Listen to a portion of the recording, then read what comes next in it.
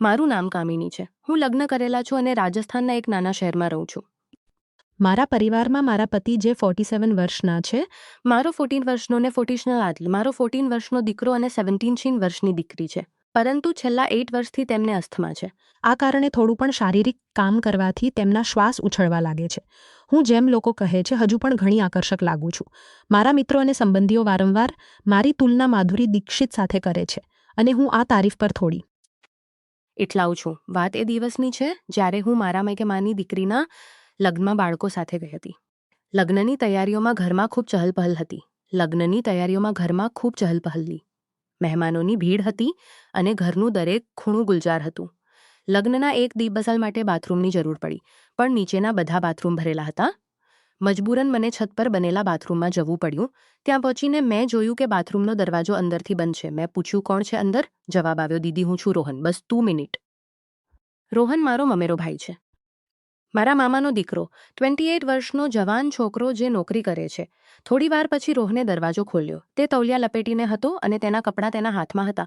જેમ જ તે બહાર નીકળ્યો, તેનો પગ ફસડાયો અને તે ધડામથી પડી ગયો. પડતા જ તેનું તૌલિયું ઊંચે થઈ ગયું. મેં એક પળ માટે કંઈક એવું જોઈ લીધું જે મારા મગજમાં અટકી ગયું, પણ મારું મન બાથરૂમમાં ઘૂસી ગયું. હું ઝડપથી નહાવા માટે બાથરૂમમાં હતું નહીં ને બહાર આવી તો મેં રોહનને નીચે જોયો. તે બિલકુલ સામાન્ય વ્યવહાર કરતો હતો, જાણે કંઈ થયું જ ન હોય. પણ મારા મનમાં કંઈક બદલાઈ ચૂક્યું હતું. હું વારંવાર રોહન પાસે જવાનો પ્રયાસ કરવા લાગી. તેનું ધ્યાન પોતાની તરફ ખેંચવા માટે હું તેની આસપાસ રહેતી, તેને સ્પર્શ કરવાનું બહાનું શોધતી. પણ રોહનને કદાચ કંઈ સમજાતું જ ન હતું. પણ રોહનને કદાચ કંઈ બેચેન કરતું હતું. હું તે પળને ભૂલી શકતી ન હતી. લગ્ન મોટા ધૂમધામથી થઈ ગયું. 2 દિવસ પછી ઘરના મોટા લોકો મામાની દીકરીને પહેલીવાર તેના સસરાલ છોડવા ગયા. ઘરમાં અમે થોડા મહેમાનો, સ્ત્રીઓ, મારા બાળકો અને રોહન જ બચ્યા હતા. લગ્નની ભાગદોડ પછી હવે ઘરમાં થોડી શાંતિ. સાંજના વાગ્યા હતા. ખાણું ખાઈ લીધું હતું. મારી દીકરી અને બાકીની સ્ત્રીઓ એક રૂમમાં સૂવાની તૈયારી કરતી હતી.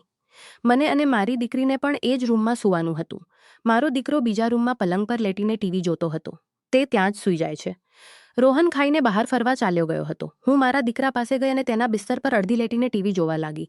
રાતના વાગ્યા હતા. રોહન પાછો આવ્યો. મને જોઈને તે મુસ્કુરાયો અને બોલ્યો, શું જો છો દીદી? મેં કહ્યું, કહાણી ઘરની. તું પણ જોઈ લે. તેણે પોતાના રૂમમાં કપડાં બદલવા ચાલ્યો ગયો. થોડી વાર પછી તે પાછો આવ્યો અને મારા દીકરાની બાજુમાં લેટીને ટીવી જોવા લાગ્યો. મારા દિલની ધડકનો ઝડપી થઈ ગઈ. રોહનની નજીક જોવા લાગ્યો. મારા મનમાં એક અજીબસી હલચલ થવા લાગી હતી.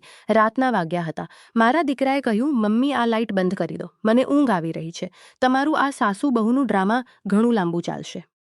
હું જાણું છું તમે પૂરું જોઈને જ સૂઈ જશો. આ સાંભળીને મને હાસ્ય આવ્યું અને રોહન પણ હસવા લાગ્યો. તેણે કહ્યું, હા દીદી, લાઇટ બંધ કરી દો, મારી આંખો પણ ભારે થઈ રહી છે. હું પણ જલ્દી સૂઈ જઈશ. મેં કહ્યું, ઠીક છે, અને ઊભી થઈને લાઇટ બંધ કરી દીધી. પછી એ જ બિસ્તર પર મારા દીકરાની પાસે લેટીને ટીવી જોવા લાગી. હવે દિવાલ, દીકરો અને પછી હું. થોડી વાર પછી મારો દીકરો સૂઈ ગયો. થોડી વાર પછી રોહનની આંખો પણ બંધ થઈ ગઈ. મેં જાણી જોઈને તેને તેના રૂમમાં જવા માટે ન જગાડ્યો.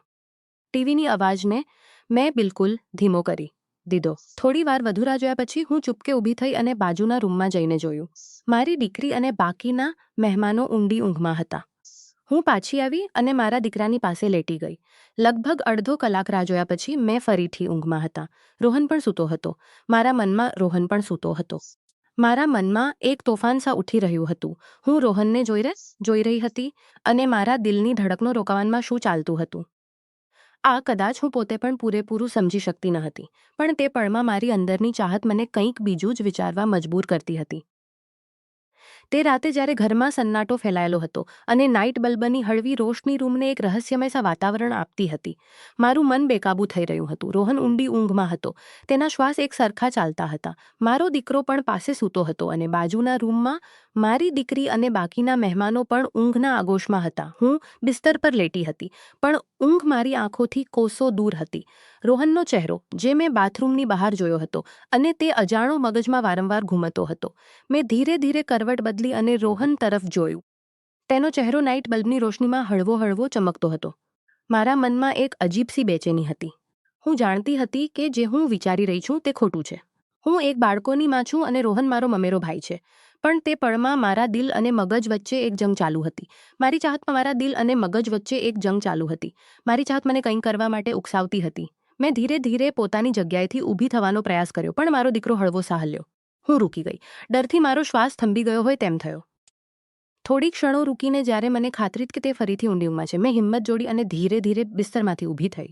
મારા પગ કાંપતા હતા, પણ મેં પોતાને સંભાળ પાસે ગઈ. તે હજુ પણ ઊંડી ઊંઘમાં હતો. મેં એકવાર ફરીથી ચારે તરફ નજર દોડાવી, આ સુનિશ્ચિત કરવા માટે કે કોઈ જાગતું તો નથી. બધું શાંત હતું. હું રોહનની બાજુમાં બેસી ગઈ. મારા હાથ કાંપતા હતા. મેં ધીરે ધીરે તેના ખભા સ્પર્શ કર્યો, જાણે તેને હળવો સા હલાવીને જોવા માંગતી હતી. પણ તે ન જાગ્યો. મારા મનમાં એક તોફાન સા ઉઠી રહ્યું હતું. મેં પોતાને કહ્યું, કામિની, તું શું કરે છે? આ ખોટું છે. પણ મારા શરીરે મારા મગજની વાત ન માની. મેં ધીરે ધીરે તેનો હાથ પકડ્યો. તેનો હાથ ગરમ હતો અને મારા સ્પર્શથી તે હળવો સા હલ્યો.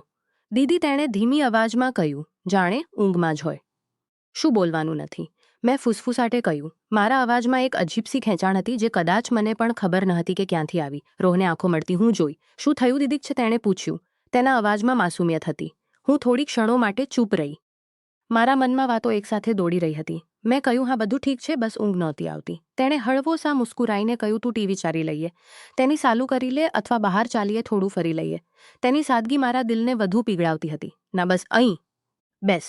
મેં ખબર ન હતી કે હું શું ઈચ્છું છું, પણ તે પળમાં હું બસ રોહનની નજીક રહેવા માંગતી હતી. તે થોડો અસહજ લાગ્યો પણ કંઈ બોલ્યો નહીં. કદાચ તેને સમજાતું ન હતું કે હું શું ઈચ્છું છું. મેં ધીરે ધીરે તેનો ચહેરો પોતાની તરફ કર્યો અને તેની આંખોમાં જોયું.